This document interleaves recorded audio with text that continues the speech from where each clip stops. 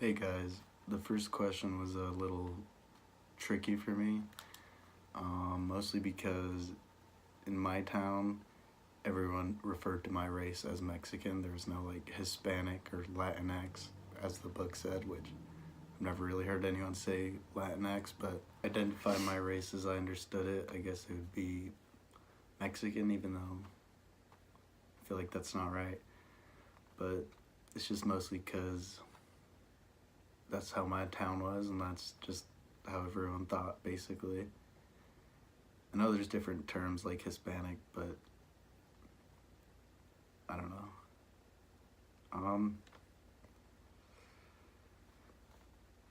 and then the second part is that I don't really have a changed feeling on my race, more like a different type of feeling. So when I was younger, I didn't really like talking in Spanish or anything like that in public, mostly because I would hear stuff like, why are you talking in Spanish? This is America, not Mexico. I didn't really understand when people had to put their 2 cents into anything, but I feel like that has changed because as I got older, I just stopped caring.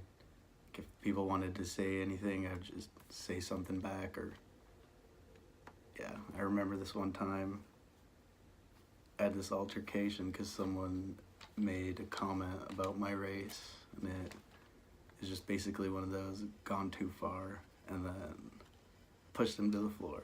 So that was probably something I shouldn't have done, but definitely happened. I didn't really get this one, but I guess identities that are in opposition to my race would be that I used to play and love football. Most people in high school assumed or would assume that I played something like soccer because of my race, but football was something I really loved. Running back was the best thing ever, especially when you get to hear that cracking of the pads. I think this identity would work with me because it could help to show that I guess not all stereotypes are true. And then, yeah, like I said, I didn't really know how to answer that one.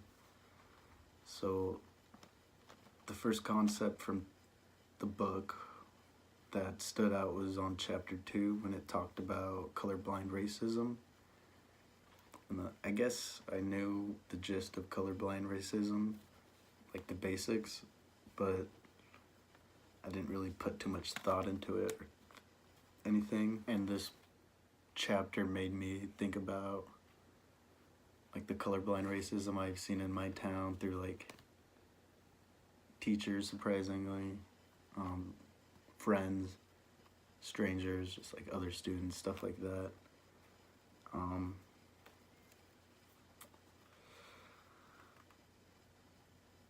it also made me think about,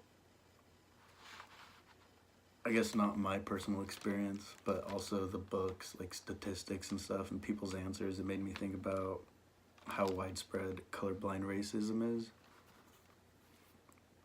Like, I can definitely tell people don't think they're being racist or anything like that, especially when they say, I'm not being racist, but that's a great line.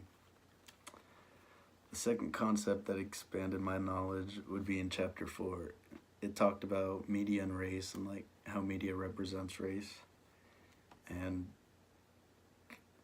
I guess I didn't really think about this concept too much till this, but once it got presented, I started noticing it. Like through TV shows, I would just, I guess, pick through the characters and see if they followed how the book described them. So Fresh Prince of Bel-Air, we can see a lot of different types of racism, I guess, like not just the characters, but the way people act and talk and the stuff they say, just stuff like that.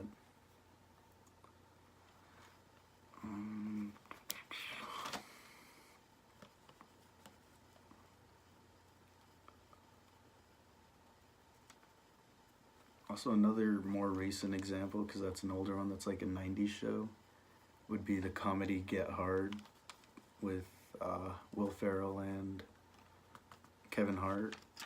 It's a good movie, it's a funny show, but there's a bunch of like stereotypical characters and stuff.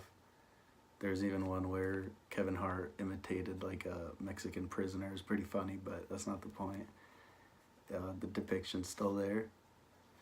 And then I thought that was like something that on why it was important. And then on chapter 3, there was another concept which stood out. The concept was that immigration policies started off with nativism and racism in mind. So the first immigration policy stated that only free whites could apply for citizenship. And then later on, there was a Chinese Exclusion Act, which denied entry to Chinese laborers. And obviously we can see how racism and nativism can be linked to just those two first policies, but the book also talks about like how it basically snowballed, just not as obvious, I guess. And then I think that that's something important because, as we know, like immigration policies and everything like that have high tensions, and I think it's important to understand all aspects of it. And then the last thing that I thought was important was on chapter 9. It talked about the racism within the criminal justice system. The biggest concept I thought was how politics was a big reason for mass incarceration.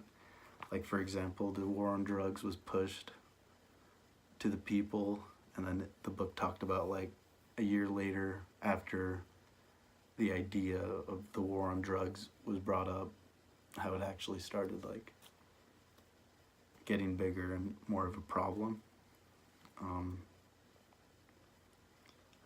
Another thing was that like when prisoners get out, it's basically, the book talks about how their lives are like the Jim Crow days, similar because of like they can be denied jobs, housings, and all that kind of stuff. And then I thought this was important to understand because the book mentions how the war on drugs was a failure and how the financial aspect was a failure, and they ended up having to just release people because they had too many. And the last one I didn't really know how to answer, but I think others can reinforce my identity with the football thing I mentioned because it can give us like a connection and we can even play or bond or anything like that. Like I did with my teammates, I guess, without having race to do with anything like that. Versus someone who can challenge that idea, I guess, would be just like someone that would keep to themselves, would assume that I wouldn't like football or anything like that, and we just end up not talking, not playing, not anything, just due to that stereotype that they believe in. Yeah, thanks.